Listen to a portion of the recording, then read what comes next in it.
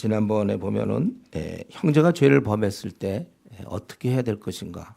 그래서 1대1로 상대하라고 그랬고 말을 잘 안 들으면 두세 증인이 할 것이고 그래도 안 되면 교회에다 얘기하고 권고해서 돌아온 그가 또 근데 범죄하면 어떡하죠?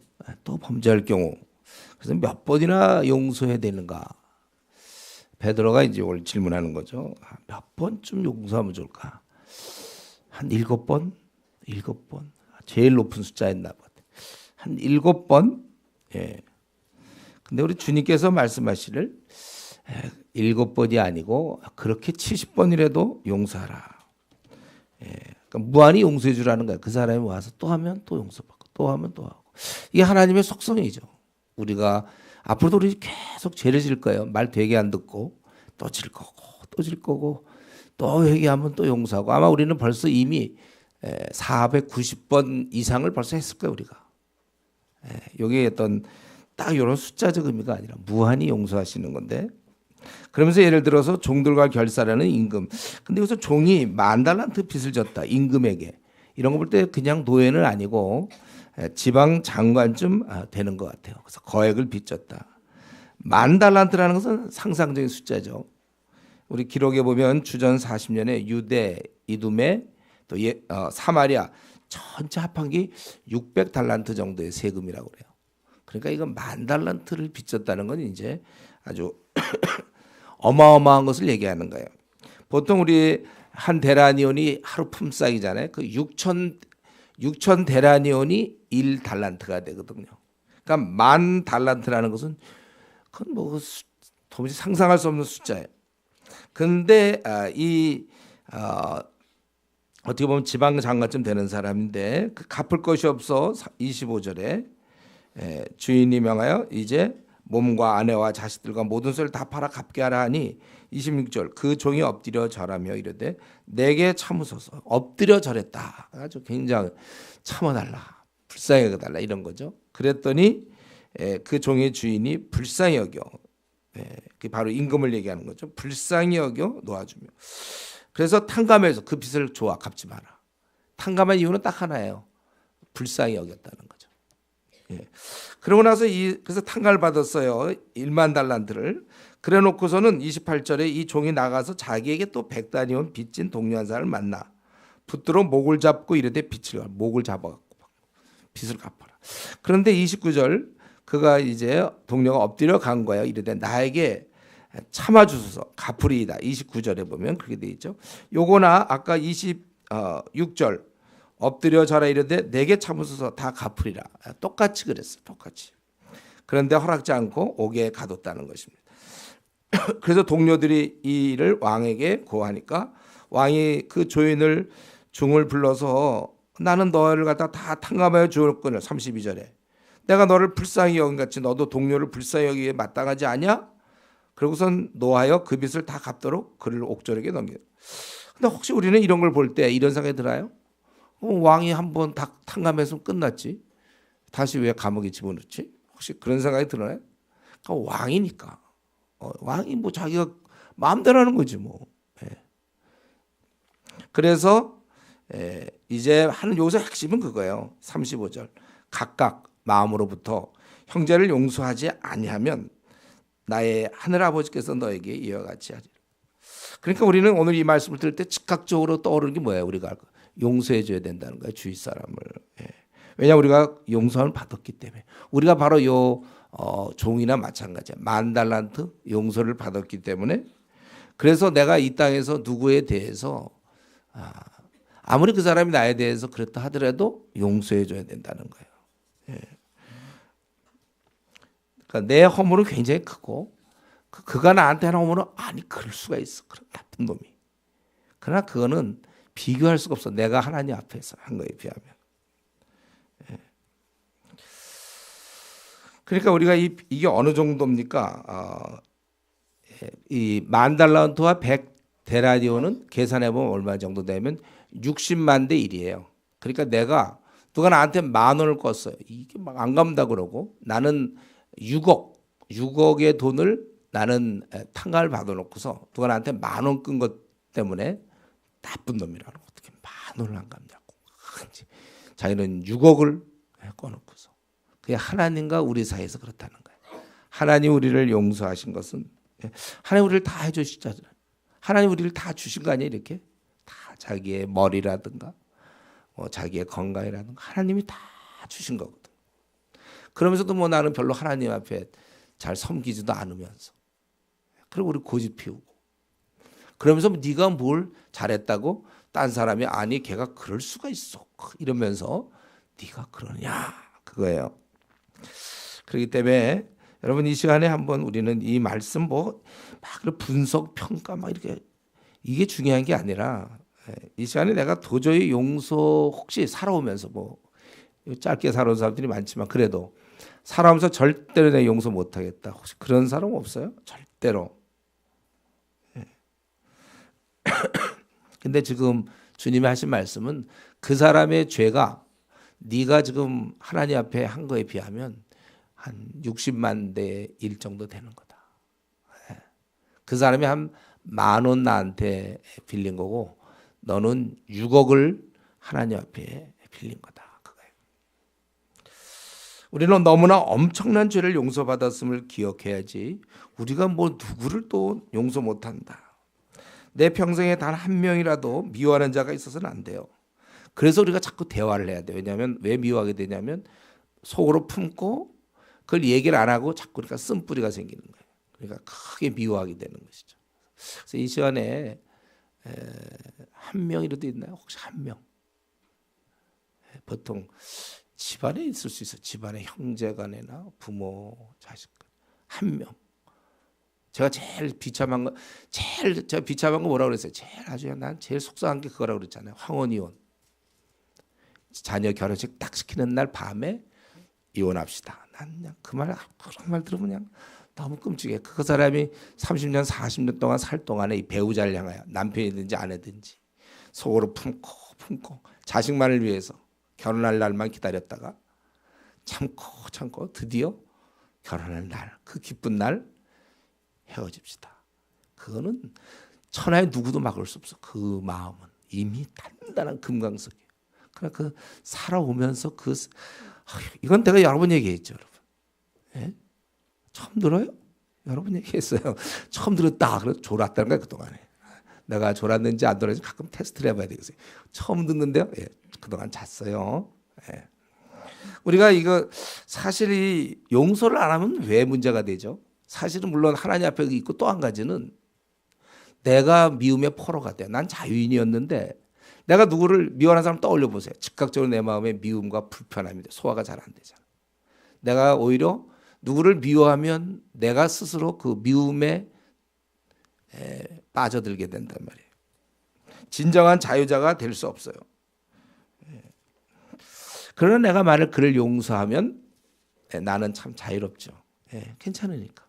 나는 평생 기쁘게 살아야 되고 즐겁게 살아야 되는데 누구를 미워한다고 생각해 보세요. 마음에 좀 떠올려 보세요. 있으면 마음이 어때요? 행복해요? 미움 지워박았으면 좋겠다.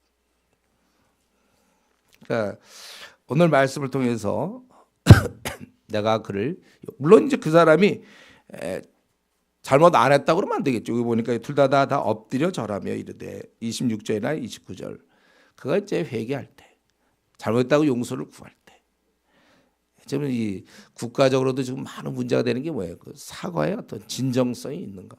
정말인가? 보통 그렇다면 어떤 책임을 짓고 어떻게 해보겠다. 뭐 이제 이런 얘기 한다고 그러는데 어쨌든 우리는 만약에 누가 그렇게 나에게 어떤 정말 안 돼서 뭐 형식적으로도 하여튼 나한테 와서 사과를 한다면 우리가 용서할 수 있어야 돼요. 오랜 동안 내가 용서하지 못한 사람이 있습니까? 주님께서는 지금 그 사람의 죄는 네가 한 거에 비하면 우리는 잘 그걸 몰라요. 나니까. 누가 자기 허물을 깨달을 수 있다고 그랬어요.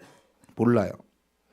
그러나 서로 용서하기를 하나님이 그리스도 안에서 너희를 용서하신 같이 하라. 아니면 우리가 이 종처럼 되는 것입니다. 그리고 이제 19장으로 넘어가서 19장 전체에서는 이제 5부류의 사람들이 예수님께 나옵니다. 그런데 5부류의 사람이 예수님을 만나는데 네 경우가 예수님을 진정으로 만나지 못한 거예요. 마지막 경우가 이제 예수님을 만나 영생을 얻는 건데, 시간상 오늘은 네 부류밖에 얘기를 못 하겠어요. 주로 실패한 경우. 첫 번째는 이제 병 고치러 온 사람들이죠. 큰 무리가 따르거늘 예수께서 거기서 그들의 병 고치. 예수를 만나 병 고쳤다. 이게 얼핏 들으면 어때요? 괜찮죠? 예수를 만나 병을 고치다니. 예를 들면 뭐 문둥병, 나병도 될 수 있고 중풍병도 될 수 있고 오늘날 따지면서 뭐 아주 말기 암 뭐 이런 거, 파킨슨병 뭐 이런 병들 도저히 안 되는 예수님 만나 고쳤다. 굉장한 것 같은데 사실 가만히 생각하면 실패라는 것이죠. 왜냐하면 진짜 귀한 것을 놓쳤어요. 예수님을 만나서 영생을 얻어야죠. 물론 육신의 아픔을 피할 수 있었겠지만 예수님께 나왔다면 당연히 영생을 얻어야죠. 그게 이 땅의 불평과 아픔만 해결한 자예요. 결과적으로는 어이없는 일을 했어요. 예수님을 만나서 그냥 영원한 생명은 놓치고 이 땅의 몸만 얻은 것입니다. 엘리사가 엘리야한테 구할 때 뭐라면 갑절의 영감을 구했어요. 이건 정말 잘한 것이죠. 그거 말고 혹시 죽으면 뭐 유품 없나? 겉옷 있네. 그 당시 옷 같은 거 비싸고 그런 거니까. 그 겉옷 달라. 만약 그랬으면 그거는 참 자기 따뜻하게 자려고. 엘리야한테는 영감을 얻어야죠. 하늘의 능력을 얻어야 되고. 우리가 어떤 경우 지금도 그랬는데 한국교회 보면 예수님 만나서 자신의 필요한 부분을 구하는 사람이 있어요. 그리고 그게 안 이루어지면 교회 떠나는 사람이 있어요. 그러니까 뭐냐면 뭐 대학 시험 수험생들 대학 아니면 취직 또는 결혼 혹은 승진 아니면 자녀의 또 대학 입학 자녀의 취직 또 결혼 또 아니면 집장만 뭐 이런 것들 이런 필요한 부분을 구해서 그 결혼을 주십시오 했는데 안 되더라. 그래서 나는 이제 교회도 안 나가거나 아니면 나오더라도 저 뒤에 앉아서 이제 뭐 하나님께 이제 약간의 데모하는 거지 데모. 뭐 안 들어주시는데 뭐 그동안 자기가 막 조장도 하고 막 성가대원도 하고 열심히 했는데 다 필요 없어. 교회를 안 나오거나 나오되 뒷자리에 앉아서 그냥 마지못해 이제 예배만 빨리 그냥 집에 가는 거예요. 원망. 물론 이런 것들은 우리가 이 땅을 살 때 필요한 것이니까 맞습니다. 그러나 이러한 뭐 대학이 취직, 결혼, 승진, 뭐 집장만, 뭐 자녀, 뭐 이건 다 땅의 거 아닌가요? 8, 90년짜리 삶에 속하는 것, 영원히 사는 것과는 아주 무관한 것입니다. 무엇이 더 중요하고 더 의미가 있겠어요? 아니 천국에 못 들어가는데 결혼해서 뭐하며? 천국에 못 들어가는데 큰 집을 얻은들 뭐하며? 이 땅에서 아주 뭐 장관이 되면 무슨 의미가 있어요? CEO가 되고 장관이 되면 무슨 의미가 있어요? 천국에 못 들어가는데. 그 당시에 예수님은 사실은 이 땅에 있는 사람들 구원하러 왔는데 하도 사람들이 병만 고치려고 그러니까 그래서 이런 소문이 퍼지지 않도록 제자들에게 당부하고 또 병 나은 사람 때때로 당부하는 경우가 많이 있었죠. 그건 바로 그런 거예요. 그러니까 여기 큰 무리가 따랐어요. 2절에 예수께서 거기서 그들의 병을 고치다. 이들은 다 병낫기위해서 온 사람들이에요. 두 번째의 경우는 오늘 본문에서 보여지는 병 고치려는 사람과 또 한 부류는 아예 예수님을 대항하는 사람이 있어요. 아예 시험하는 사람. 예수님을 뭐 이렇게 딱 병이라도 좀 고칠 정도면 좋겠는데 아예 그냥 대적하는 것이죠. 그래서 뭐 곤란한 문제 하나 갖고 시험하는 거예요. 바로 이혼의 문제입니다. 이혼의 문제 거기 3절에 바리새인들이 예수께 나와 그를 시험하여 이르되 사람이 어떤 이유가 있으면 그 아내를 버리는 것이 옳습니까? 그러니까 예수님께서 말씀하실 때 하나님 남자와 여자로 짓지 않았느냐? 그리고 말씀하기를 5절에 왜 남자 여자를 졌냐면 그러므로 사람이 그 부모를 떠나서 아내에게 합하여 그 둘이 한 몸이 될지라 하신 것을 읽지 못하였느냐? 그래서 이제는 둘이 아니라 한 몸이니 그러므로 하나님이 짝지어 주신 것을 사람이 나누지 못할지니라. 제가 주례할 때 항상 하는 얘기죠. 나누지 못할지니라. 그러니까 이혼이 없다는 거예요.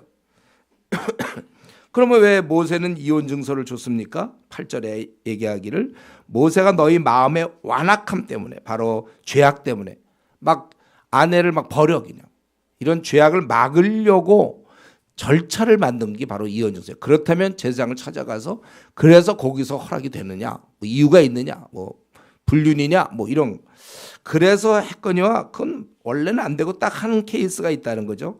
9절에 누구든지 음행한 이외에는 아내를 버리고 다른 제 장가 드는 자는 간음함이고 또 그런 사람과 결혼한 사람도 간음함이라, 이렇게 나와 있죠. 그래서 성경에서는 우리가 그리스도인에게 이혼은 없습니다. 이혼은 없어요. 예. 세상은 이혼이 있어요. 세상에서 뭐냐면 성격차가 대표적이죠. 성격차. 남자 여자는 원래 성격 차이가 워낙 커요. 그러니까 성격차 따지려면 아예 결혼도 하지 마세요. 성격 같은 줄 알아요? 절대 같이 보일 수는 있겠죠. 남자 여자가 원래 다른데 뭐. 성격차 이런 거 맞춰가는 게 결혼이에요. 또 어떤 상대방이 있던 도박 같은 거, 또 주식 같은 데 막 빠져서 돈 다 털어놓고 막 도저히 이 사람 막 안 되겠다, 도박하고 그런 사람. 그래서 이혼하는 경우도, 아니면 술 중독, 알코올 중독에 막 빠져 있거나 이런 것 때문에 이혼할 수는 없어요. 아니면 이제 구타, 막 아내가 남편을 막 두들겨 팬다든가, 남편이 견디다 못해요, 이혼하겠다. 도망가라고 그랬죠. 제가 구타하면 도망가서 비시정부를 차려놓고 이제 거기서 이 배우자를 위해서 기도해야지. 또는 이제 요즘 많은 게 이제 무시함이에요. 무시함. 자기를 무시한다. 이래서 또 이혼하는 경우도 있고. 그리고 이제 아까 같은 경우 내가 참고 말지. 이 마귀가 준 제가 그 6달러가 6마리 제일 지금 모든 가정을 깨는 비결이라고 그랬죠. 내가 참고 말지. 우리는 참을 수 없어요. 부부는 하나이기 때문에. 내 안에 가시가 들어왔는데 그냥 놔두고 말지. 안 그래, 있는 한 하다못해 여기 뭐가 나도 얼마나 세수할 때 불편하고 자매들 혹시 화장할 때도 그것 때문에 얼마나 불편하죠. 그런 거 절대로 내가 참고 말지는 안 돼. 여러분 절대로 결혼해서 내가 참고 말자 그런 얘기하면 안 돼요. 그거 좋은 거야. 그러면 그동안 설교 시간에 내가 참고 말지는 없어요. 네, 그것 때문에 쌓여서 그렇단 말이에요. 그래서 우리는 근데 단 한 번의 경우에 이혼이 가능한데 상대방이 불륜을 저질렀을 때 음행. 물론 그렇다고 꼭 헤어지라는 법은 없어요. 본인이 그걸 또 참고 받을 수 있으면 받는 거고, 그거 도저히 안 돼. 그거 사실 그거 떠올리면 도저히 안 되면 이제 헤어질 수는 있다는 거예요. 그런 경우에 한 번 있고 우리는 절대로 이혼이라는 건 없습니다.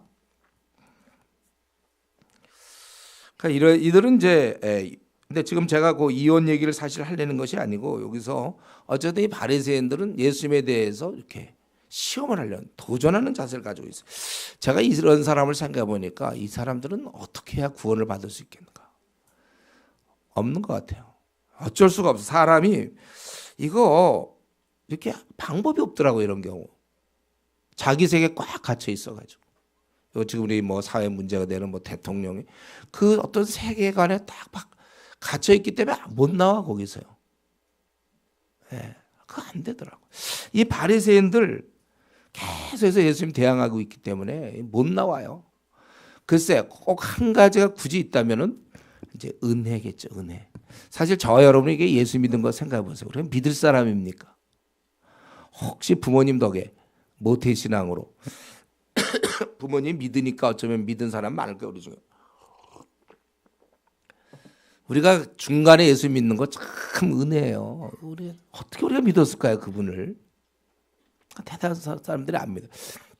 근데 이제 모태 신앙들의 경우 한 번의 기회가 있는 게 바로 이제 고등학교 때까지 지난 다음에 대학 들어가면서부터 이제 자신의 의지로 결정하여, 그래서 지금 우리 한국 교회 보면 미지근한 성도가 많잖아요. 부모의 신앙을 그대로 받아들이지 않고 고등학교 때까지 받아들인 거예요. 그 다음부터는 이제 자기 마음대로. 그러니까 이 사실 이 바리새인 정말 이 바울 같은 경우는 정말 그 은혜 아니었어요? 직접 막 예수님 보고 눈이 멀고 3일간 막 그렇게 그러면서 이제 하나님 그런 방법 아니면은 참 불가능할 거예요. 이 바리새인의 입장. 여러분이 만약 그 당시 바리새인이라고 생각해 보세요. 주님께 돌아왔겠습니까?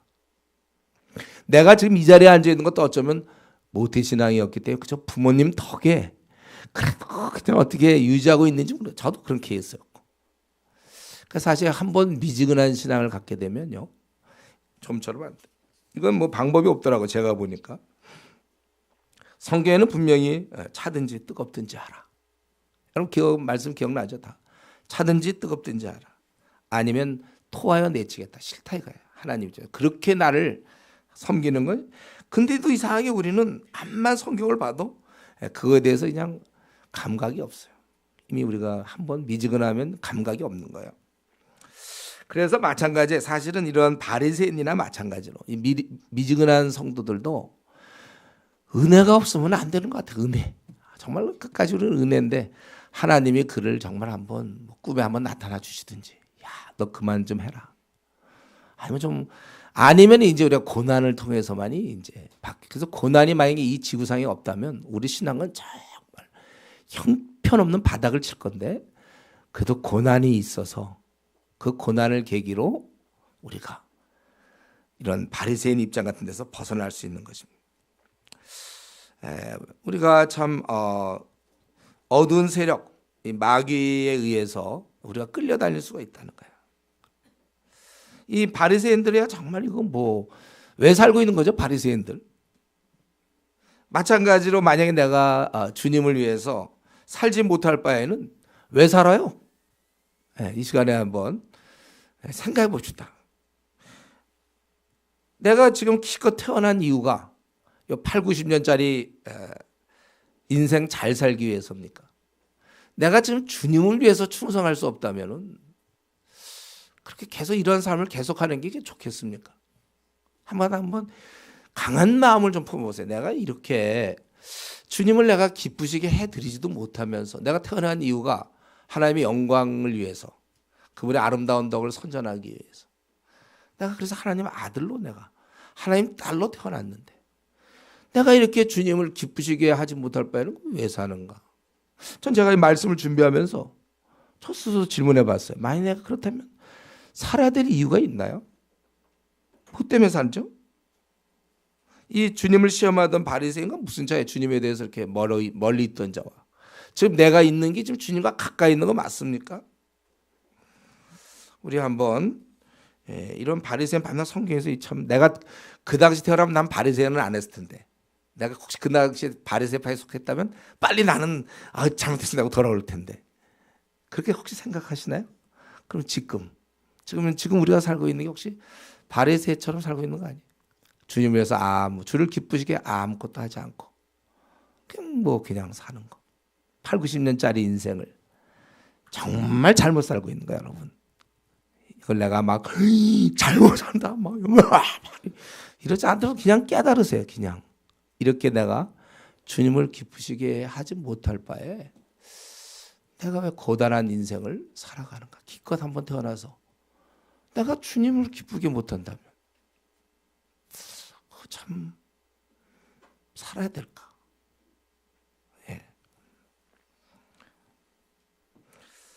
세 번째 경우는 이제 13절에 보니까 그때 사람들이 예수께서 안수하고 기도해 주심을 바라고 어린아이를 데리고 오매 제자들이 꾸짖어요. 애들 온다고. 야, 애들은 가. 뭐 이런 거 있잖아요. 지금 이런 중차대한 대랍비께서 계시는데 꼬베기들이 야, 가. 제자들은 꾸짖었는데 예수님께서는 다르게 얘기했죠. 14절을 다르게 얘기했어요.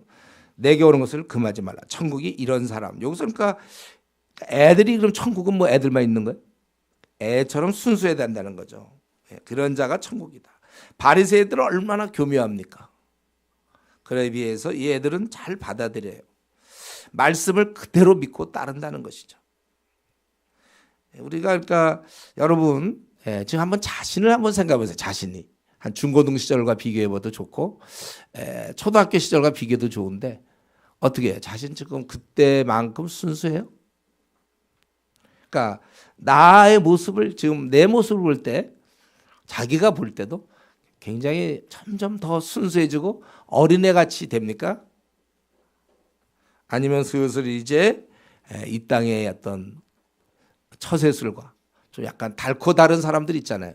그런 쪽으로 좀 향해 가고 있습니까? 아니면 아주 그냥 순진무구한 그런 쪽으로 우리가 가고 있는가? 오늘 말씀을 통해서 우리는 이 순진무구한 점점 갈수록 이게 달고 다른 세상에서는 그 정도는 해야 돼. 처세술. 막 그런 거 말고 하나님 앞에서 어린아이가 돼야 돼요. 아주 순수해야 돼요. 순수. 잔머리 많이 굴리는 사람이 있어요. 잔머리 대가들이 있습니다. 그런 거 말고 무슨 애들처럼 좀 순수하고 한마디 하면 그래요 하고 따르고 그러잖아요. 애들은 얼마나 그 부모 말씀, 요즘 말 안 듣는 애들 떠올리면 말고 그냥 원래 애들 있잖아요. 원래 그 엄마가 한마디 하면 그냥 그대로 받아들고 아빠가 너 이렇게 해라 그러면 그냥 네. 학교 가서 선생님이 한 말씀 하면 네. 이런 애들 있잖아요. 네. 우리가 하나님 앞에서 그러냐 이거예요. 하나님 볼 때도 이게 뭐 달고 잔머리 굴리고 있어요. 이게. 우리가 어떤 입장입니까? 좀 순수해져야 돼. 순수하고 자꾸 변명하지 말고 하나님 앞에서 정말 그냥 선생님이 뭐 해오라 그러면 1학년 때 초등학교 1학년 때 선생님이 해오라 그랬다고. 그래서 우리가 어린애들을 보면서 자라야 돼요. 배워야 돼요, 여러분들.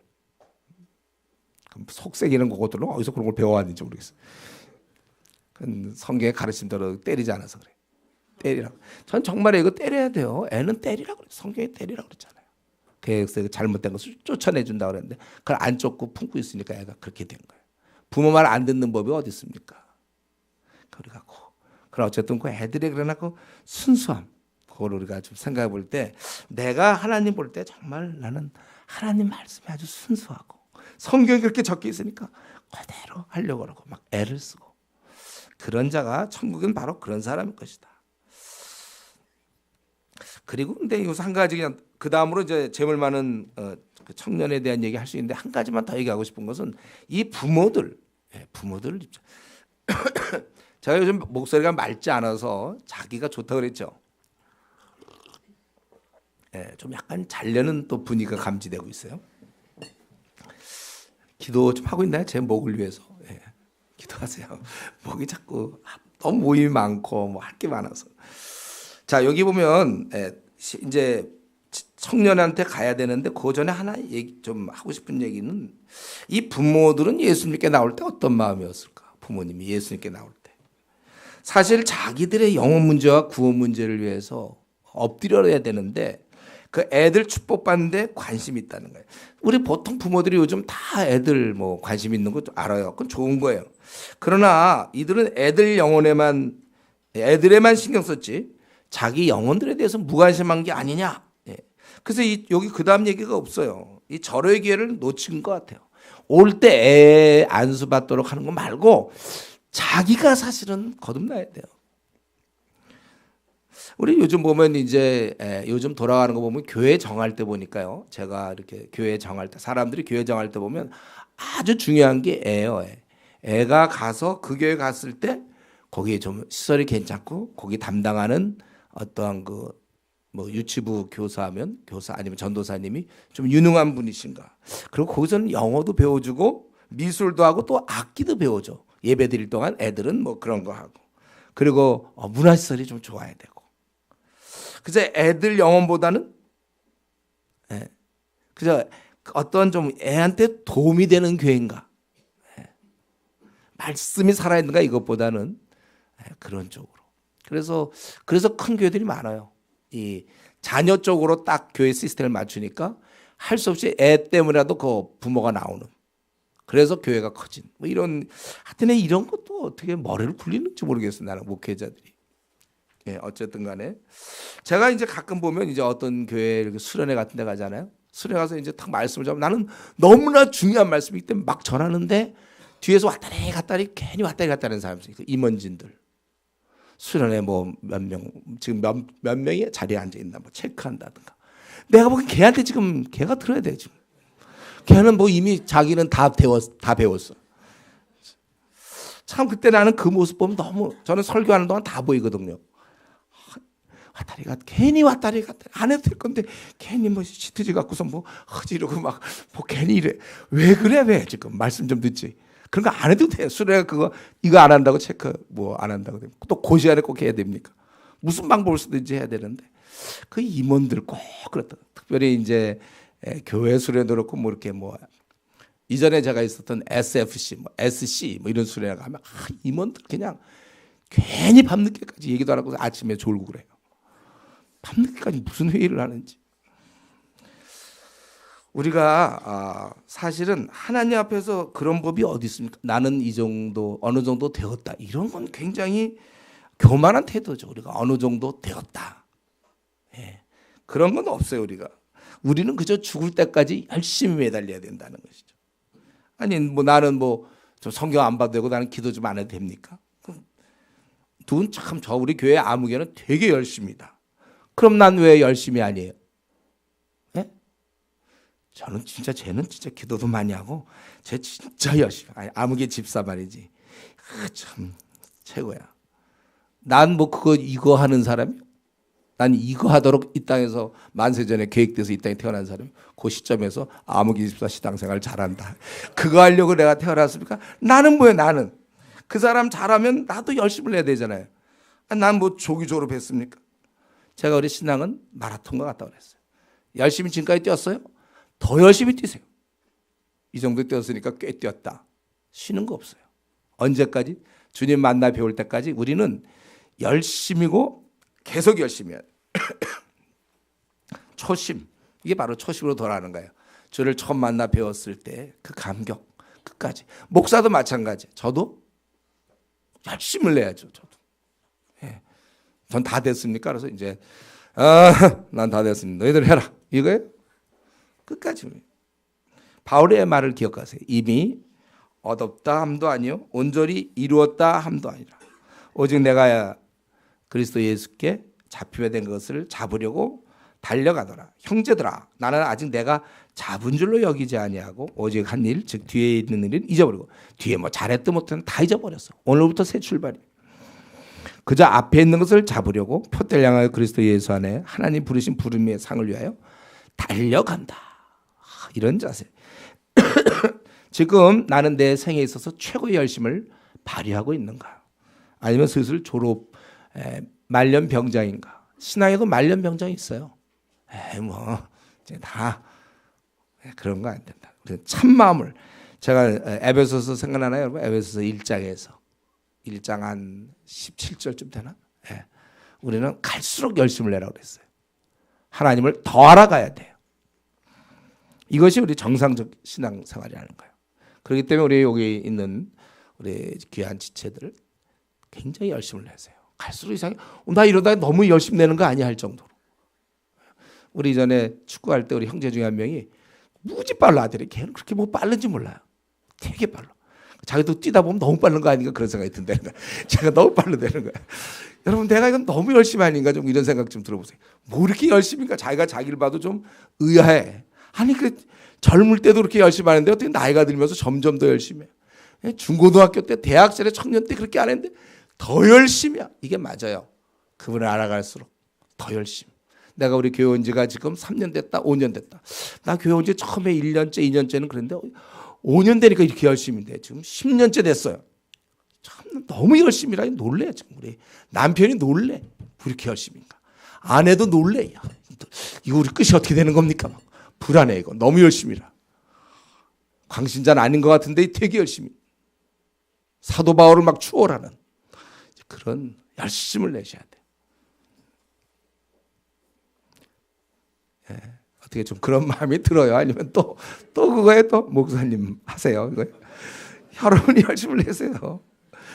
저처럼 우리 신앙의 자유가 있을 때 북한을 생각할 때 2배라도 더 해줘야지. 그들은 정말 지하에서 목숨 내놓고 그렇게 성경 보고 기도하는데 이렇게 신앙의 자유가 있는데 잠자고 늦잠 자서 그냥 밤낮 지각하고 그러면 마지막으로 근데 네 번째 지금 다 실패한 사람들의 모습을 제가 좀 그런 측면에서 보는 거예요.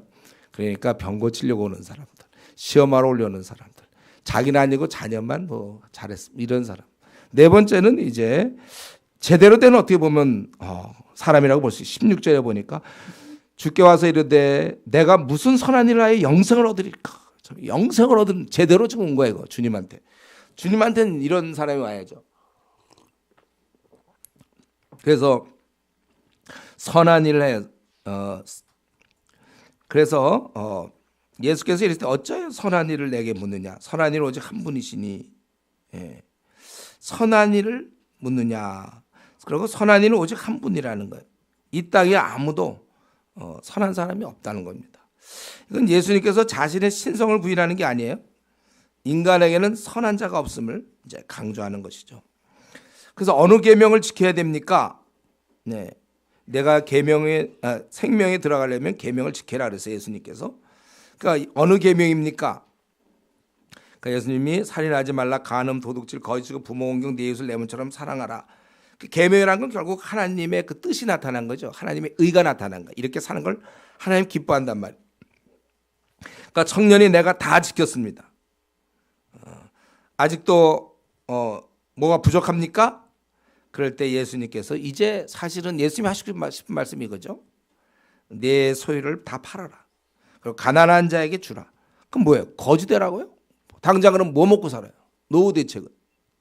근데 그 다음 얘기가 있잖아요. 나를 따르라. 따르라 그랬어요. 그 다음 문제는 하나님 책임져 주는 거예요. 주님이 책임져 주는 거예요. 그냥 팔고 끝나라가 아니에요. 나를 따르라. 그랬더니 이 청년이 재물이 많음으로 근심하여 갔다. 이 사람은 부자였고 청년이었기 때문에 건강은 괜찮을 것 같아요. 건강. 그래도 병 고치러 온 거 아니에요. 건강 괜찮고 누가복음에 보면 이 사람은 관원으로 돼 있어요. 그러니까 사회적 지위도 있습니다. 그런데 참 묘하게도 이 사람이 다른 사람이 못 본 걸 보고 있죠. 앞에 불의와는 다르게 제대로 영생의 문제를 갖고 주님을 찾아왔다는 거예요. 정말 그는 영생을 얻고 싶었어요. 돈도 다 얻었어요. 지위도 다 얻었어요. 그러나 마지막 남은 자기의 영원한 문제. 아마 노후도 다 준비됐겠죠. 근데 그 영생은 어떻게 되는가? 그래서 찾아와 관심을 나타내서 영생을 얻고 싶습니다. 근데 그가 미처 모르는 게 있었죠. 영생을 얻는 길에 포기할 것이 있다는 걸 몰랐어요. 그렇기 때문에 그걸 얘기하니까 결국 재물과 예수님 둘 중에 어떡할까 이제 하다가 결국은 눈에 보이는 재물을 선택하고 결국은 영원한 영생을 놓치고 만 것입니다. 이 사람의 태도는 분명 앞에 세 부류, 병만 고치거나 대적하거나 자기는 신경 쓰지 않았던 사람보다 나았지만 결과적으로 영생 얻지 못하면 마찬가지였습니다. 왜 이렇게 된 거죠? 재물의 욕심이죠. 물론 마음은 영생을 얻고 주님을 따르고 싶었을 거예요. 관심이 있었습니다. 이 문제가 너무나 중요한 문제를 알고는 있었어요. 그래서 찾아오기까지 했어요. 그러나 마지막 그는 재물에 대한 욕심을 포기할 수 없었습니다. 우리가 이것을 이 본문을 통해서 오늘 분명히 깨달아야 할 것은 예수님을 따르려면 자기가 붙잡고 있는 것을 포기해야 된다는 거예요. 이 청년은 재물을 붙잡고 있었던 거죠. 그 욕심을 포기하지 않는 채 신앙생활은 안 된다는 겁니다. 삼손이 들릴라의 경우를 그러죠. 그 들릴라를 놓치지 못하기 때문에 결국 자기의 눈을 다 뽑히게 되고 자기의 자유를 빼앗기게 된 거예요. 그를 떨쳐버리고 나와야 했는데 그는 끝까지 그 여인의 그 품을 놓지 못했어요. 결국 그래서 그는 참 비참한 최후를 맞게 된 것입니다.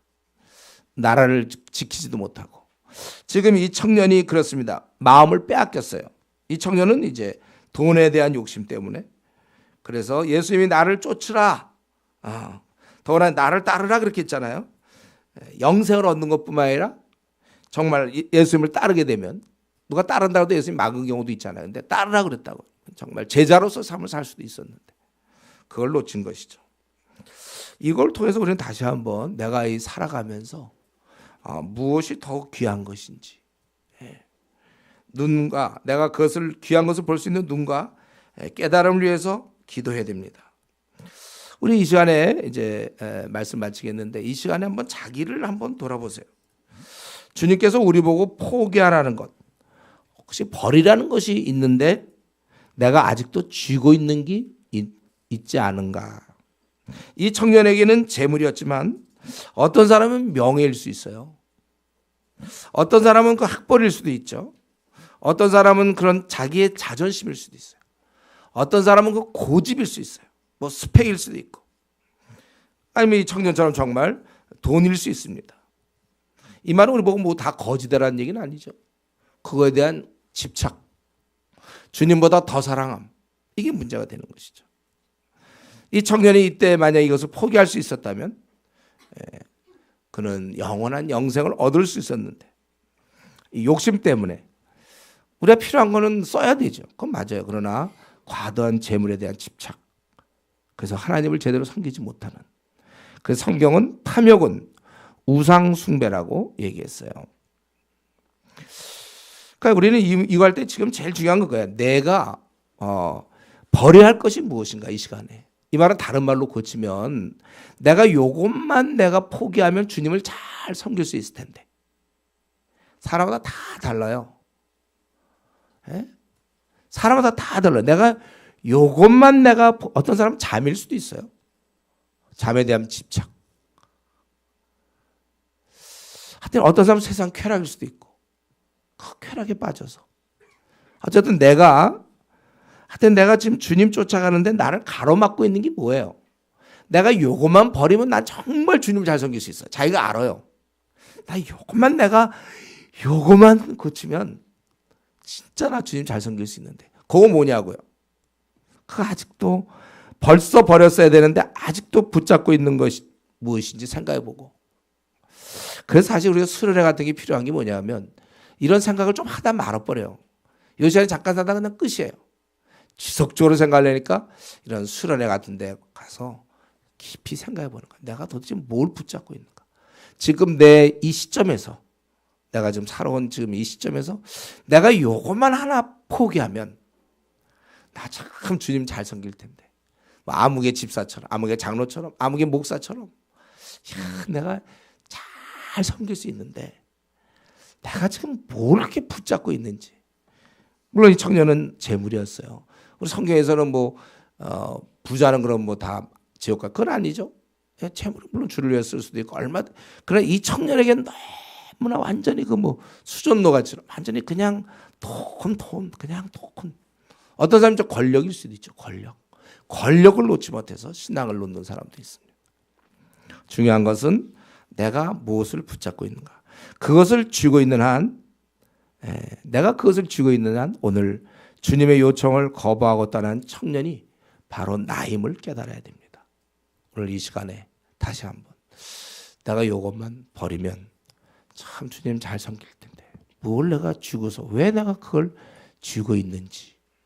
그것이 바로 우상이에요. 우상. 부처만 우상이 아니고 내가 요거 때문에 주님을 잘 못 섬겨. 요거. 오늘 주여 이 시간에 그 뭔지 발견할 수 아직 모르는 사람이 있다면 가르쳐 달라고 그럴 것이요. 자기가 이미 알고 있다면 그거를 수술하는, 그거를 어떻게 절단하는 그러한 시간이 될 수 있도록 이 시간 같이 한번 우리 통성으로 기도하도록 하겠습니다.